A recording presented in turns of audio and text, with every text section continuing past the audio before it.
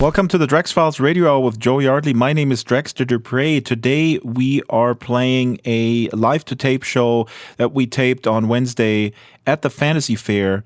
The Fantasy Faire in Second Life is now open as you are listening to this. And as we're going back into the past for a couple of days, when we taped this, when we mentioned the Fantasy Faire was not open, that is not correct. It is open now. And you should go in there and you should spend your hard-earned Linden dollars for a very good cause. The money goes straight to Relay for Life. I'm jumping way ahead of myself because I'm so excited about this. The fair is on. You can log in. You can go in world, and you can find amazing items. Broadly speaking, from the fantastic realm of items, and without any further ado, let's go straight to the discussion. An esteemed panel featuring Safia Wittershins, Xander Green, Jamie Hancroft from Death Row Designs, and a special guest coming on later, which I shall not name. She just raised a chair and joined us on the panel, and it was marvelous. And we're discussing Fantasy Faire, the facts, the figures, the purpose, the literary fest, and it's a wonderful talk, especially given the fact that, and I know I'm a broken record on this, that out there in the technology press primarily, there is a dismissal of Second Life, which is super annoying, if not totally insulting, especially when you look at the track record that Fantasy Faire has. But anyway, without any further ado, let's go straight to the tape. We're going to start off with Safia Wittershins, who you may know. More information about the panelists is also on the blog. Here's Safia Wittershins spilling the beans of why she is involved with Fantasy Faire too, among all these other 10,000 things she does. Here we go. I'm organising events. So basically I'm working with teams of brilliant people who are putting on events such as the Literary Festival, which includes Shakespeare Day, and we'll definitely be telling you more about that. Right, that's what we're gonna. So yeah. let me briefly go through the round. So you're the event organizer, and we're gonna get to all the details. But before we do that, Xander Green is also with me. Xander, your accomplishments are also manifold. Introduce yourself briefly, and then tell us some facts about Fantasy Faire. When, what, why. What's the other one? Who? Where? Where? In Second Life. That's exactly right. And thanks, Drax, for being here, supporting us as you have for so many years now. I'm one of the co-founders of Fantasy Faire, along with a couple of other extraordinary people in this virtual world, Ember Farina and Lauren Tebow. We started Fantasy Faire. We're now going into our 8th year. Wow. We've raised a total over those 7 years, going into our 8th year, of $160,000 US for Relay for Life, money for the American Cancer Society to deliver on a vision of a world without cancer. And it's just such an incredible honor to come back here year after year and see the extraordinary creative output of all of these people and know that it's all going to such an incredible, worthy cause. It is amazing, and we're the Fantasy Faire as we're going to air. So we're streaming this live, but the edited version comes on the podcast on Friday. When does Fantasy Faire open?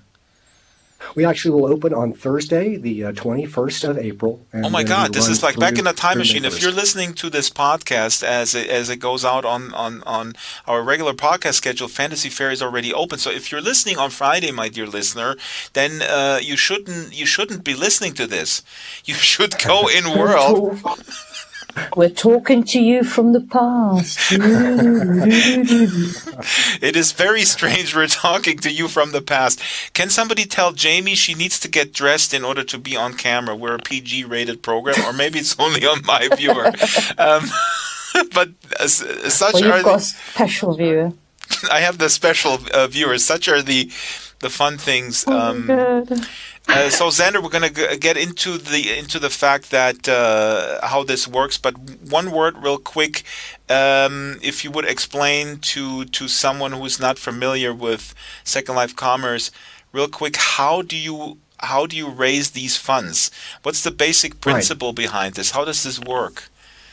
Well, in this platform, there is an in-game currency, and I use the word game only because it'll probably be more communicative to people other than, we don't really think of it as a game. There are no rules in this platform. It's a very open world, and it is a user-defined I don't content. even think it's a platform. I hate the word platform. Sorry.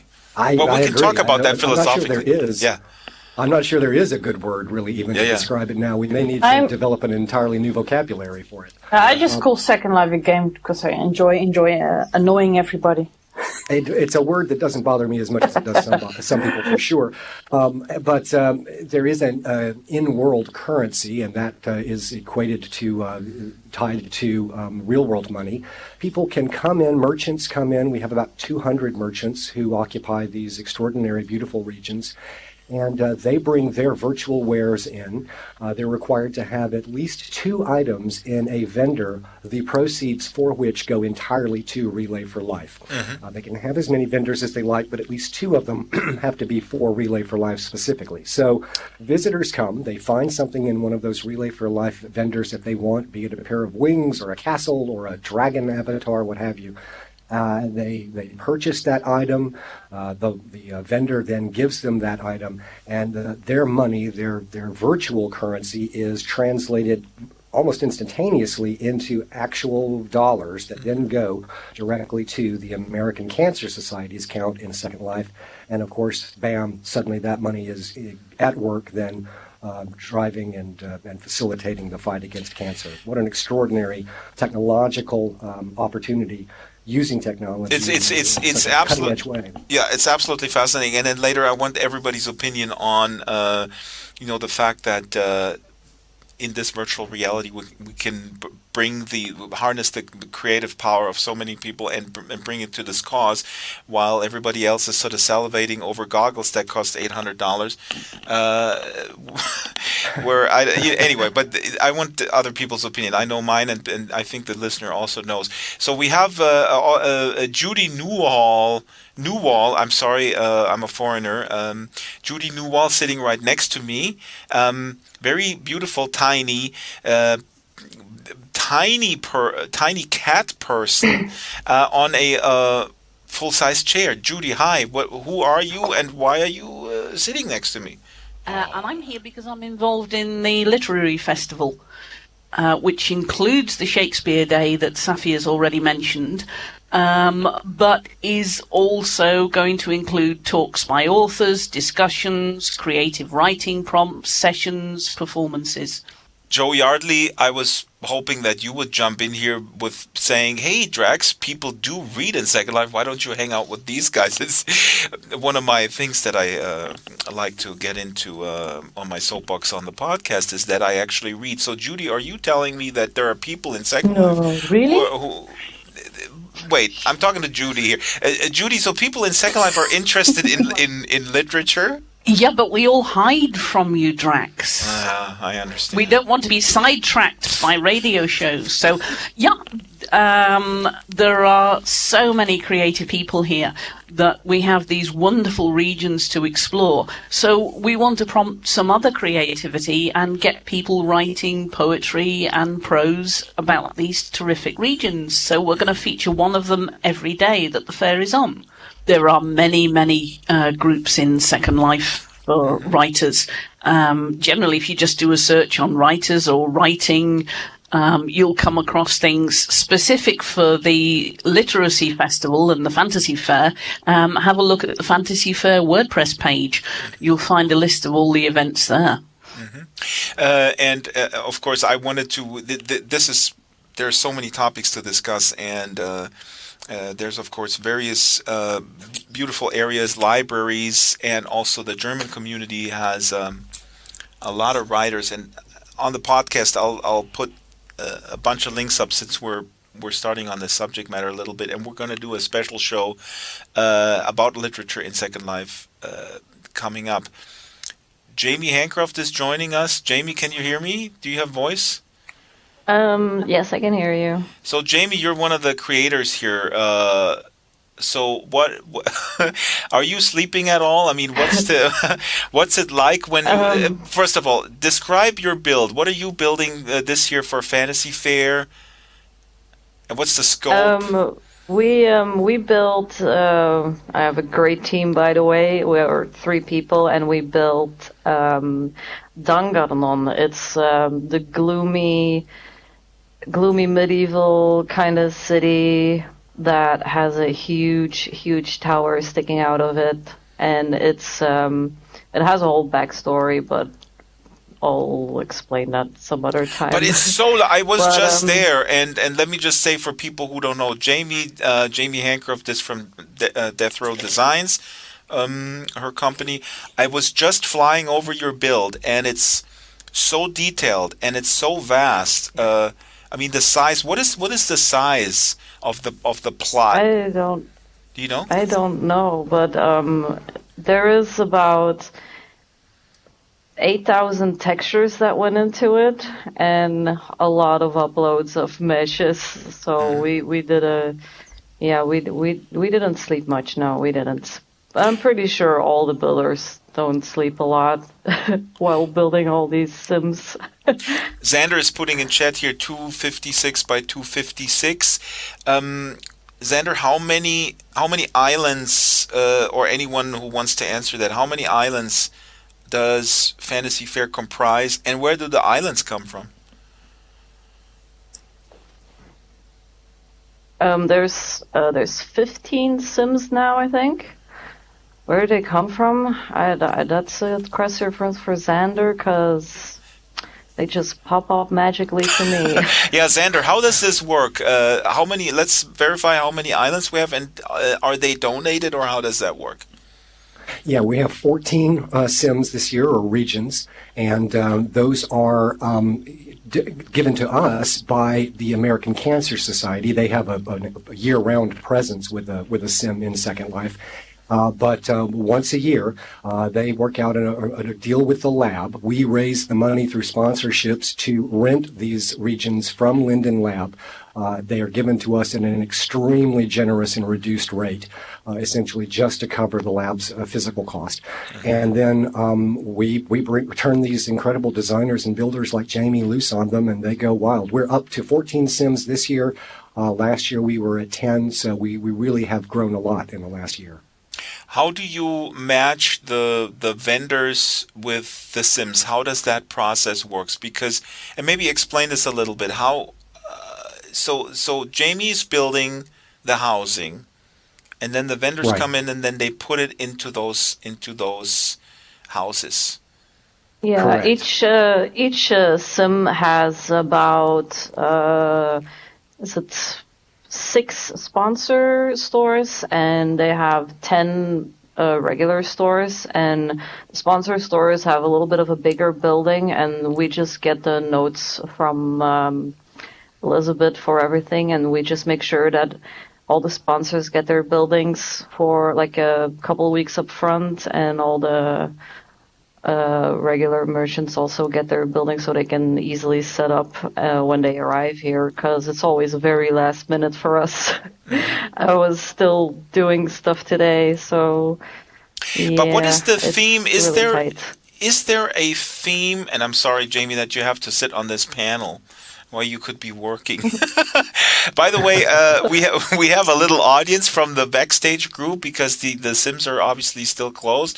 If you want to chime in, just chime in local chat about your experience, or you could even introduce yourself, what you're working on or what you find exciting on this year's fair. I was wondering, how is it determined what vendors go into what sim, Xander, or anyone, or Safia or Judy, if you want to tackle that. Actually, the vendors can pick them when they apply for the stores. They can pick their favorites. before, like way before the fair starts, we all kind of make a little excerpt about what we're going to do for a sim and the description of it. And then the vendors, they read through all those little nice stories and, they just pick their first pick, and then they can add a second pick in case there's no more room in the first choice, and then a third choice. Is there an issue with the theme? Jamie, tell us your theme again. And is there an issue that you then see something in your store sold that is kind of contrary to the theme? I guess, how does that work? Does it kind of break the theme? Well, our buildings are pretty closed. I mean, I kind of like it when people sometimes set up their stores and it's such a dark and gloomy sim, and then you walk into one of the vendor stores and it's all rainbowy and cloudy and shiny. It doesn't matter. I mean, you can't really tell from the outside when you're walking through the sim anyways. Safia, what do you think about integrity of roleplay? Is that an issue? If people, I mean, obviously this is an event that has at its primary purpose to raise money for Relay for Life. So, but I wonder, do people use it for role play purposes and then go like, hey, I don't want to role play in a store? I don't think people mind that at all, because all the regions have plenty of areas where role play can be going on. Ooh. In fact, we have 4 official role play groups who are being part of the fair this year. Jamie has one. She has the dark role play of Sanctuary on her region in Dungannon. I can't roll my R's like you, Jamie. I'm sorry. How do you pronounce it, Jamie? Dungannon. So people can play. So people can role play there, and they have materials. You give them materials. Yes. Mm-hmm.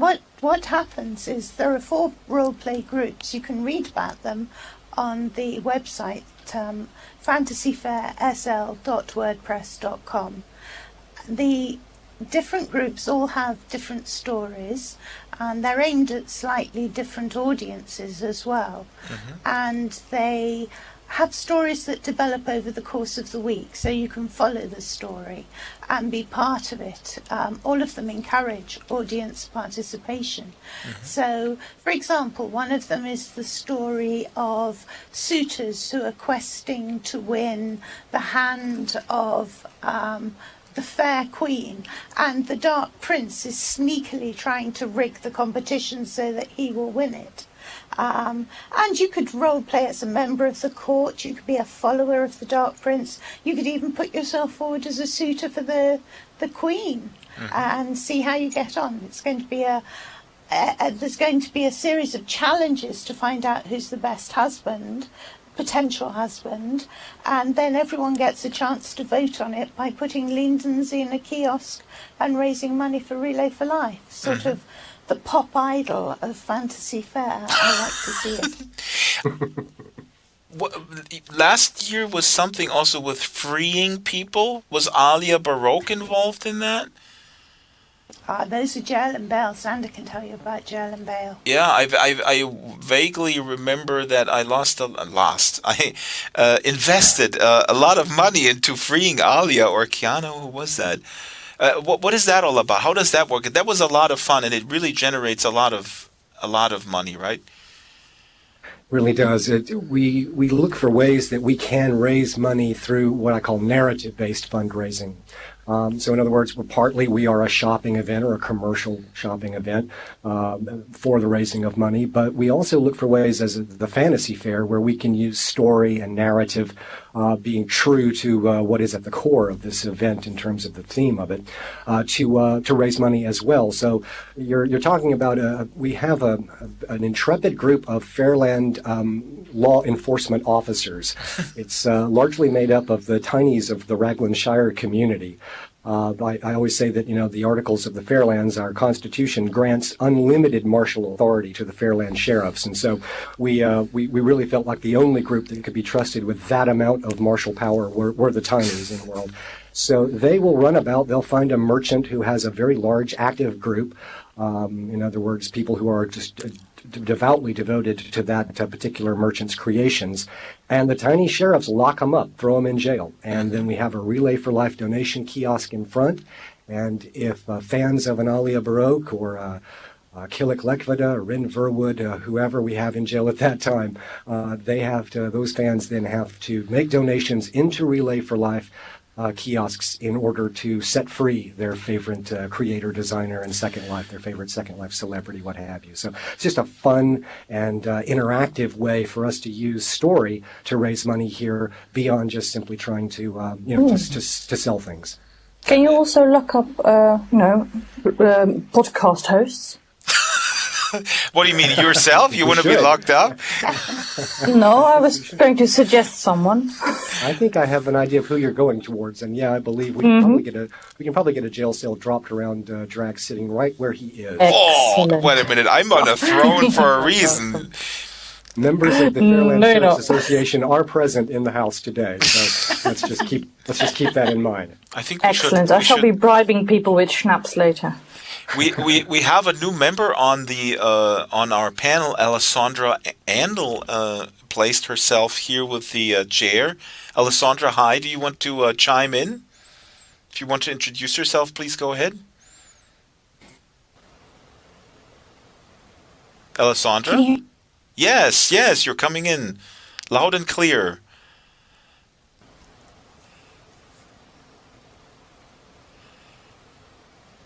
Okay, I think we lost Alessandra, although I do hear an open channel. Alessandra, introduce yourself. No, now it's we can't hear you. Hello?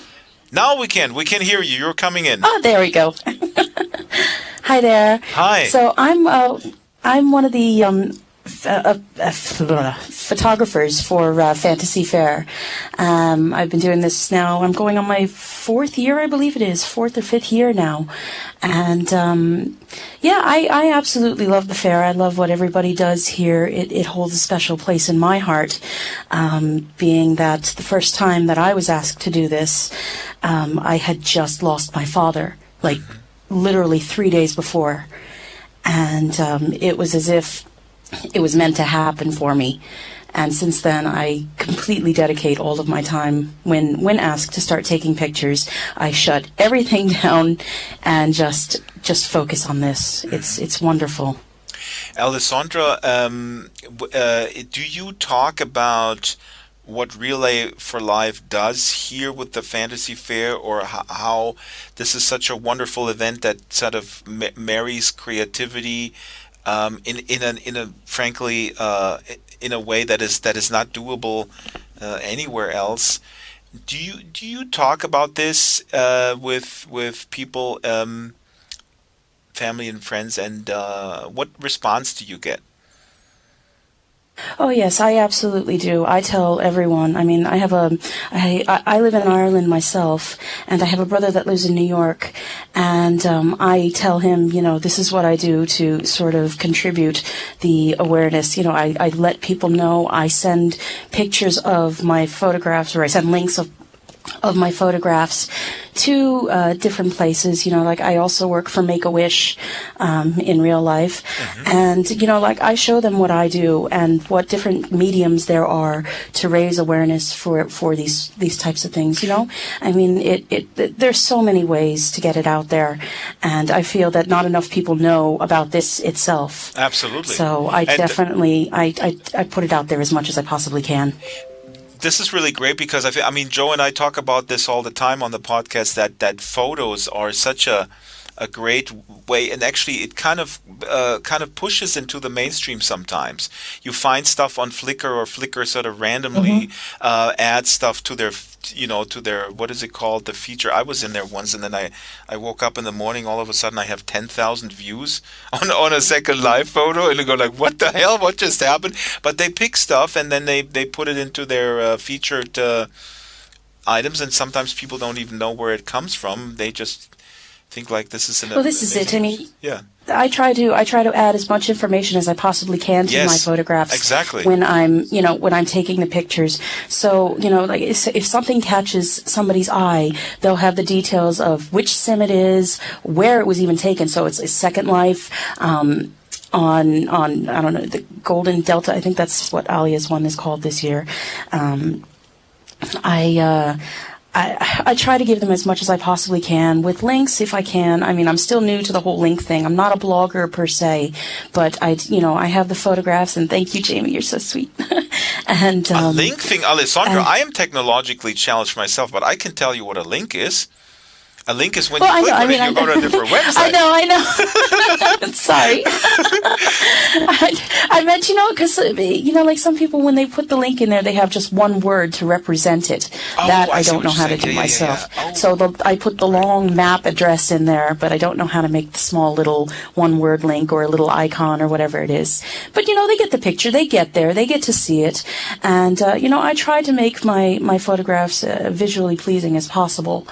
So, and it's not just a quick snap, snap, snap with me. I spend a great amount of time on a sim. I mean, Jamie will tell you there. I mean, I spend loads of time. I think I've spent most time on her sim, and I'm sorry, I can't pronounce it to save my life. I've tried so many times.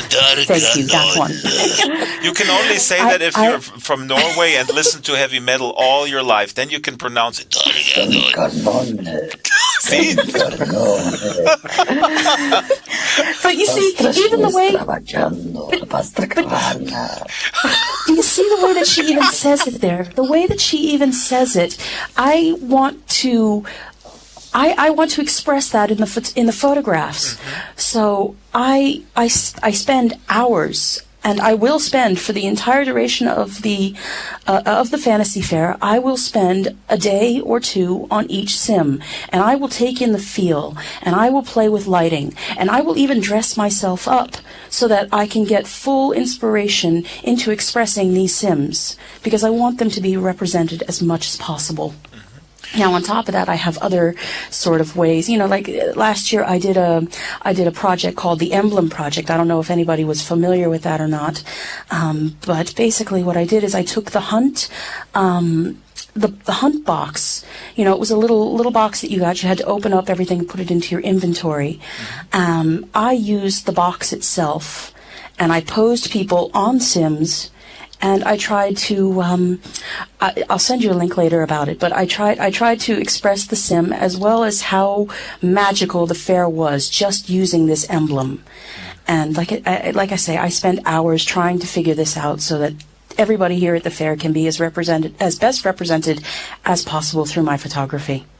It's really nice for the builders too to see all the photographs afterwards of all the sims. It's amazing. I love that. I love the work that they do. And the great thing is about if we got fantastic photos of events like these, is that there are so many people in Second Life who can only enjoy Second Life at a very low level of graphics, so they get to see what it can look like. But especially to the outside world who don't know Second Life at all or don't even know it still exists, they get to see that Second Life can look good and doesn't look like the graphics from 2007 that they usually use to illustrate articles with. Here's something important, Joe. While you're talking, I was just realizing, because you're such an advocate for also making those photos available for journalists to grab, and I think this is an important point that we need to make. When you share, anyone who's listening, when you share these photos, make sure that the license is not. Well, I mean, I guess you have to think about this, but make them not all rights reserved, make them Creative Commons license, and maybe put them also on Wikimedia. Journalists, when they Google Second Life, inadvertently, very often they come up with these terrible, old, outdated photos. And so we can do our part to make it easy for these, I'm not going to call them lazy journalists, because some of them are simply overworked and they go like, okay, I need some visual from Second Life. What am I going to do? Yeah, they're lazy. Some of them certainly are. but they're also not paid very well, and some of them are really hardworking, and the crappy pictures are ubiquitous, and we can make it easy by changing the license on Flickr and maybe putting them on Wikimedia, right, Joe? I mean, we have this photo that keeps coming up, like from this one live show that everyone uses. We did a live show a year ago, and there's an image with, I think, Loz Hyde and Fluffy and Maxwell Graf maybe is on there. I forget. But that image pops up in every other blog about virtual reality now. Anyway. Yeah, you see it everywhere. Someone uploaded it to Flickr with no copyrights at all. So it's just and they use pretty good keywords, so that's the picture they find when they're looking for something. When they're in a hurry, they need something without copyrights that they can use. There you go. I'm going to type in here in the local chat the YouTube channel where we're live streaming. We have a good size of viewers, given the fact that it's not advertised anywhere.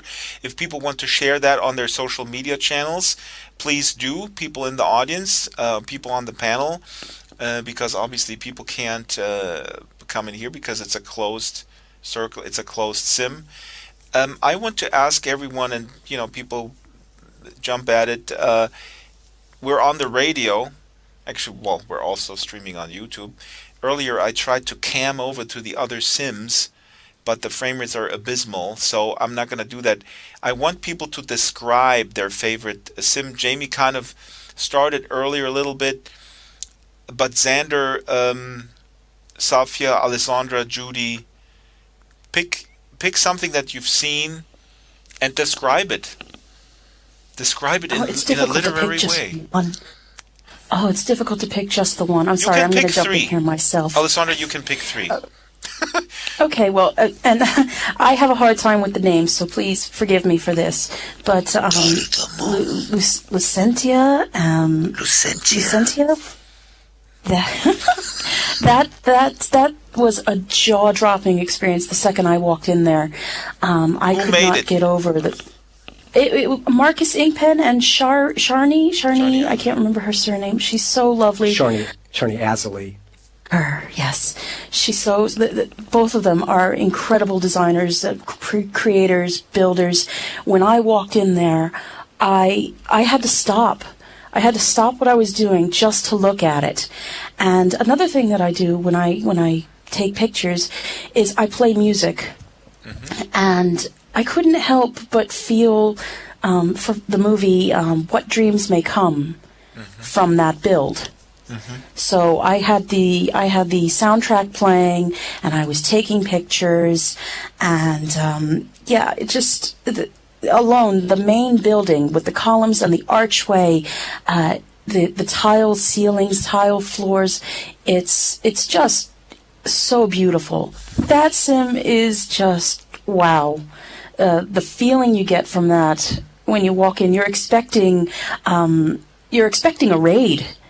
I keep waiting for a whole horde of people to just run past me with this. It's like a medieval village sort of a feel to it, but you've got this huge fortress in the center that's just it's eye-catching, and it lights up. And do you want to go to the top of it, or do you want to stay at the bottom? Do you want to be in my case, the queen, or do I want to be one of these little people that are just looking up at it in awe and inspiration and inspired?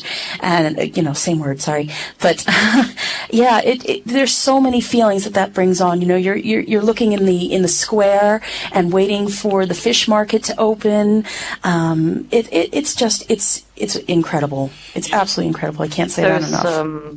There's also a little area at Dangarnon where you go outside the walls, and there's a little bit of ruins and that are left from the past, from last year's Andalis.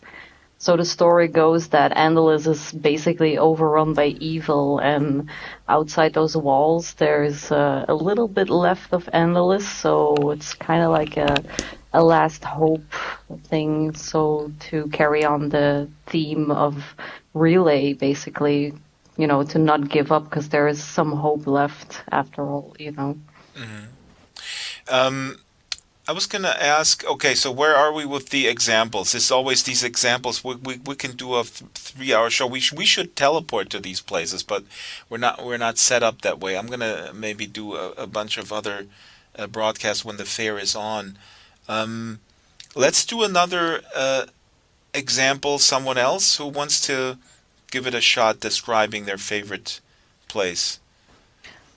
Well, if I can... Oh, Yeah. Go on, Safia. I think we were going to kick off with the same one, so you go first and I'll come in with another one. Judy? Okay, I was actually going to say Golden Delta, which is the Egyptian-themed region that Alia Baroque has created God, I for love us. that thing. Partly because that is going to be the first one that we feature for the writers out there. So we're hoping to generate some fiction from his wonderful sim. Safia? He has. I was just going to say he has statues from ancient Egypt all over it. He has an infestation of beetles. He has scorpions. He has little sandstorms. There's giant statues of Anubis all over the place, absolutely beautifully worked. There's Egyptian hieroglyphs. The You whole gotta thing love is the snake incredible. too. You gotta love that snake that he has too, Imhotep. It's doing a countdown to the fair opening actually as well. I love that snake so much. The insects that you mentioned are animals, and are these all what are these? Are these animated in some fashion?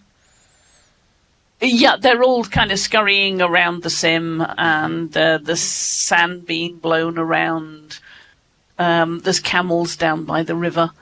I was just thinking when Jamie talked about her backstory earlier, one of the limitations, obviously, of Second Life that is being talked about often is the lack of interactivity that we can have with non-player characters. I mean, wouldn't it be really cool to have these stories populated with non-player characters that can just sort of roam around and enhance the roleplay? Well, in that case, I think we need to go over to Safia to talk about the quest. There's a quest. Safia, what are you talking There's a about? quest. I was going to talk about my favourite Sims first, but I can talk about the quest too if you like. Does it involve a holy grail? Can I quickly do my two favourite Sims? Yes. Well, not my favourite. I mean, I love them all, but I want to talk about where we are at the moment because we're actually on Otherworld, which was created by Alessio Ember, and this is one of the special. Alessio Ember, he's sitting right here. Yes. Well, it's his region. The camera is focusing on, and he's looking away. He's not looking into the camera. Has done an Alessia's- amazing job here. This is a beautiful sim, and it's hosting both the Literary Festival and the performance of Midsummer Night's Dream that we keep alluding to. Oh yeah, go into And- detail about that too. But first things first. I love And Shakespeare. it's also Fantasy Fair Radio. We have a performance of A Midsummer Night's Dream, and Xander can tell you more about that as well. It's going to be on Saturday the 23rd of April at 1:30 p.m. And it's going to be here. And we have a wonderful, wonderful cast. And it's absolutely hilarious. It really is. I'm not going to say any more. Instead, I'm going to talk about Sapphire Mirror Lake, which is Havit Neox's region. And that is absolutely stunning. It has a beautiful backstory, all about a race that are trying to recreate centaurs that held knowledge and have died out. And now the people try every year to bring back those centres and find out the knowledge that they had. And they do it with a festival of dance and music and displays. And that is actually the why there is going to be a festival of dance and particles on Habit Sim, because it's a performance sim. There are 32 different performances running right through the day, every day, between 2 and 5 performances of Second Life dance companies, particle artists. They're all coming to put on the most amazing festival of dance and particle, and it's just going to be incredible. No, I mean, this is we didn't even mention this earlier about See. the events and all that other stuff that is just a part of this. Real quick, I mean, I know, Xander, you mentioned the founders and the co-founders, but do we have a number of people who are working on this in terms of managing and keeping the timelines straight and stuff like that? Is there a number of people that you can mention? I mean, this is just so enormous, this task, to put this show on every year. It really is, and it gets bigger every year, and that's why we're so grateful that people like Safia and Judy, Alessandra and Jamie, that they come out, they join us, creators like designers like Alia Barak and Alicio Ember. The fact that they're willing to put in so much time, it just is so moving. Ballpark numbers, looking at a core organizer committee of about 20 people, then about 20 sim builders, about 200 plus individual merchants. Then you've got, oh golly, I don't even know how to count the number of performers we have, from DJs to musicians to particle artists to dancers, but that's got to be in the hundreds, I would think, if you add all that up. Bloggers, photographers, the Fantasy Faire radio staff. It's an incredible wide range of skill sets that are required to pull something like this together. I would imagine we're probably looking at about 500 people all told around the world who devote hours, if not days, if not weeks and months of their life to pulling this thing together. Xander, this is starting so with our executive director, Elizabeth Tinsley, who puts in about 6 months of work to make all this possible. It's amazing. And after the game is before the game, as they say. When it's over, you got to exactly right. The next year is on. That's exactly right. Xander, when it's so funny because, and Joe, please interrupt me rudely as you usually do when I get on my soapbox about being upset about the fact that I'm perfectly polite. No, I mean, we talk about this often because what is really upsetting, and I don't get into Twitter wars per se, but I do get into arguments occasionally when enthusiasts of the new VR crowd are talking about, you can do this with the HTC Vive, you can do this with the Oculus Rift, and they ignore Second Life, and especially when it comes to sort of the social aspect of the world and the creative side, the press ignores it, and I know why. It's purely economically driven press, but also individuals oftentimes just sort of dump on SL when you then mention it. You know what? There is a lot of impact, and I mentioned Fantasy Faire recently. When a writer, and Joe, do you remember what that article was? Was that in Fortune magazine, where the guy said, "Hopefully, Facebook won't be another Second Life." What magazine? I don't remember, no, but it was quite hysterical. It was a big magazine, and so there was a coverage of, our listeners probably know this. Facebook had an event where they demoed their social VR space that they have in development. And where two people in a sort of a sphere photograph were able to interact. And the writer of that article, I'm going to link to it, might be Fortune magazine, said, yeah, hopefully Facebook socials, it looks very promising. Hopefully it won't be another Second Life. And, okay, so you read on. So what do you mean by that? And then he goes into detail about what he means by that, and what he means is that that Second Life is completely irrelevant, especially when it comes to social, what's the exact phrasing? Social media significance. So what he meant to say is that whatever people do here, they might be doing stuff, but it's irrelevant in terms of the impact that it has. And I tweeted to him, dude, I don't know. I'm paraphrasing. Are you off your meds? No, I didn't say that. But I mentioned Fantasy Fair, and I mentioned the fact that this brings out incredible creativity. And yes, you can argue it's in a closed world, or walled garden, whatever you want to call it. But it has tremendous impact, not only with the money that is raised for Relay for Life, but also just by bringing out these creative forces into people for this cause. So anybody wants to chime in, do you guys even engage with that, or does that bother you that the outside world just ignores what is happening in here? And Alessandra, you said you share this stuff, and you get good feedback, but anybody who wants to chime in? I would just say that, and you and I have talked about this in the past, Drax. It's not, as you say, it's not surprising that mainstream media would look at something like this and focus only on salacious details. Man leaves wife for virtual girlfriend. How many articles have we seen with that as the focus of it? I think to find something deeper than that, it requires that you go in a little deeper, that you spend a little more time. And I mean, I'm not saying that people are lazy. I would say more that just people, as you said, they just don't have time. Journalists are on incredible deadlines.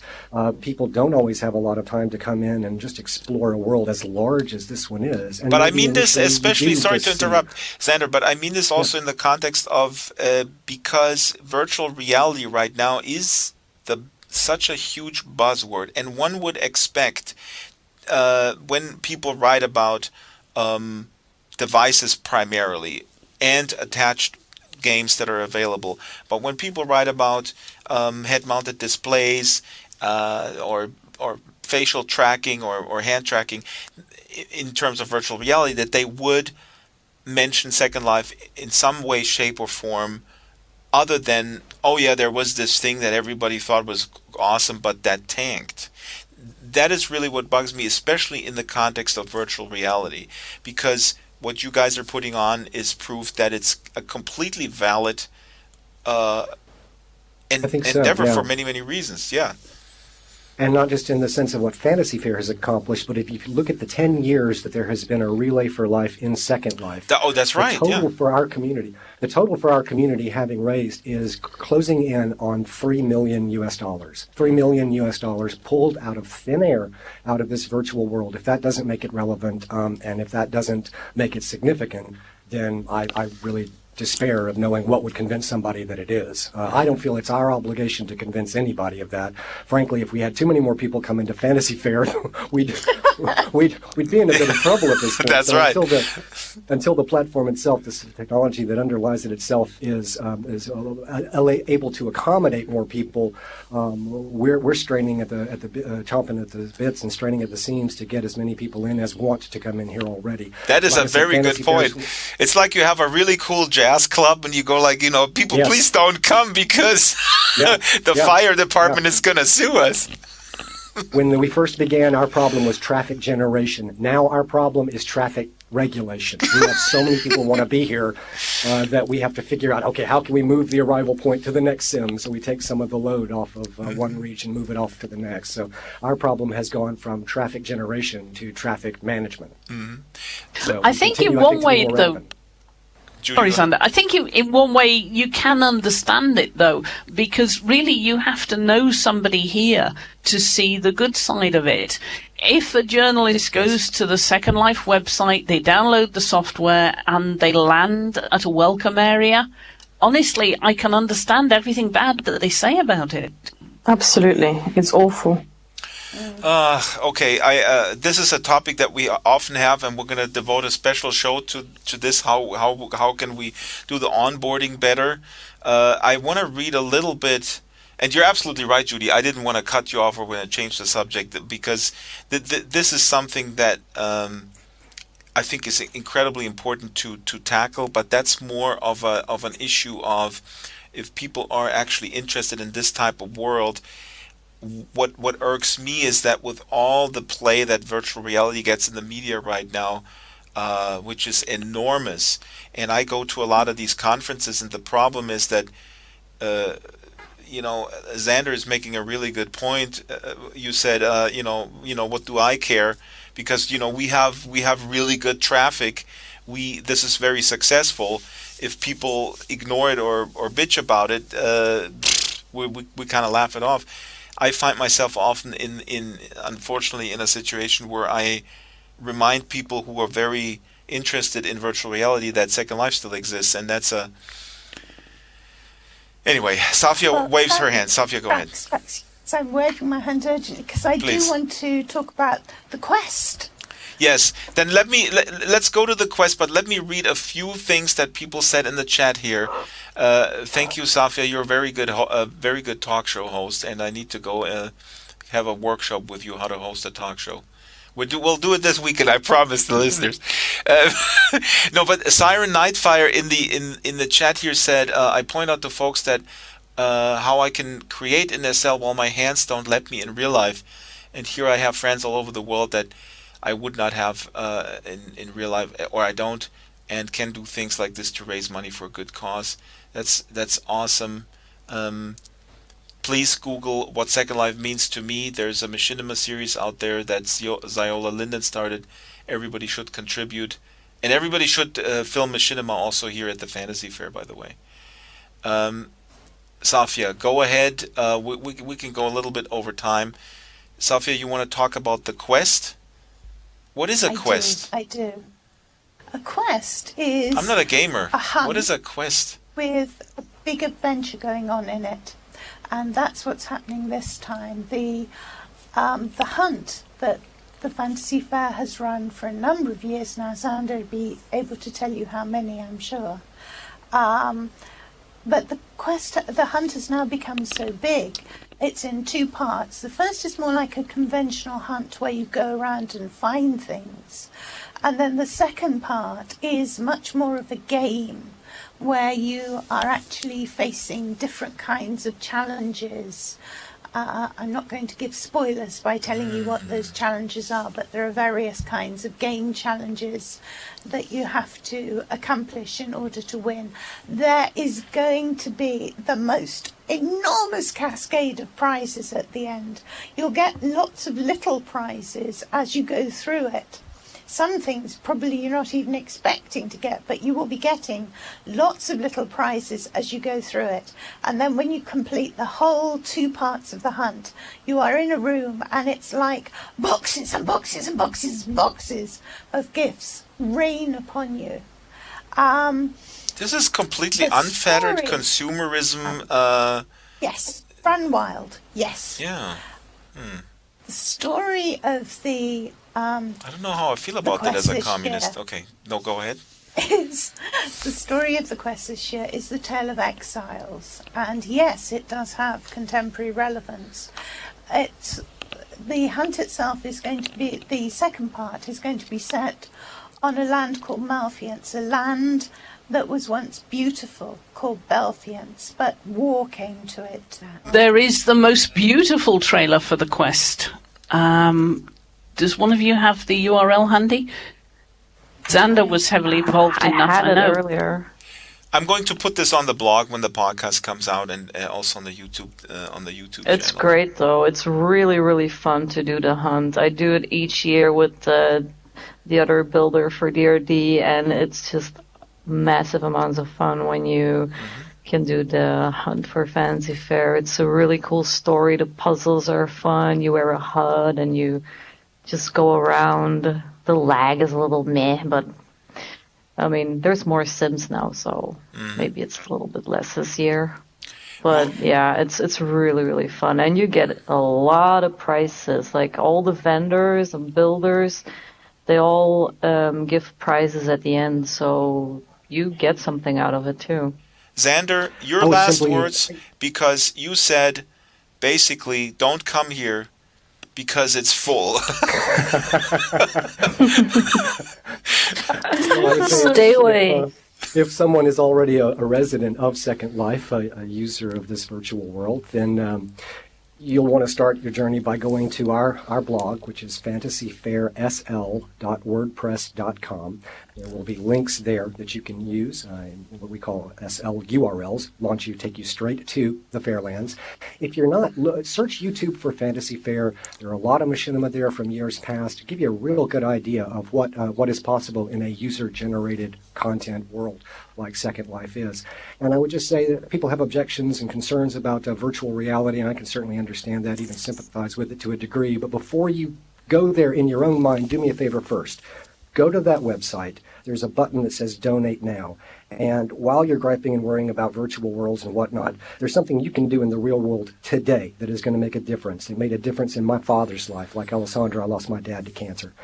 That's why we started Fantasy Faire. That's why I was a co-founder of it, to do something. And so if people want to know what they can do today that has nothing to do with goggles and virtual reality and magic and fantasy and dragons, here it is. Go to this website, fantasyfairsl.wordpress.com. Click on Donate Now. That's going to take you to a secure site on the American Cancer Society's website. Whip out that credit card. Make a $20 donation today. Do it today. Don't expect somebody else to do it. If cancer hasn't affected you yet, it will. I guarantee you. You may think you're safe, you're not. Cancer is absolutely the global menace, and we embody him here in the Fairlands as the Unweaver. It's up to each one of us to do our part. Your part begins right now. Go and make a donation, and then we can sit around and talk about what's wrong with virtual worlds. Let's fix the real world first, then we'll worry about what's wrong with virtual worlds. And that was Xander Green with a beautiful ending of this program, and you guys heard him. Go in-world right now, and if you're not in-world, go to the website and donate there for this cause, and show everyone and tweet about it, or whatever social media platform you're on, and maybe tweet it with Second Life matters. Second Life has an impact in so many ways, not only harnessing the creativity, but also really collecting cold hard cash for a great cause. As some of you may know, I profiled Xander and the Fantasy Faire 3 years ago now, and we're going to link to that video. It was episode 4 of the Drax Files, very early on, and I hope to go back and do some more next year. It was very busy this year, but I'll be in world and shopping myself. Another quick mention, the reference that I made in the conversation. I couldn't recall the article that was about Facebook social VR, and mentioned that Second Life had no impact, which really drove me nuts. I'm kind of over it now. But that was actually not Fortune magazine, it was Mashable. And we're going to link to the article.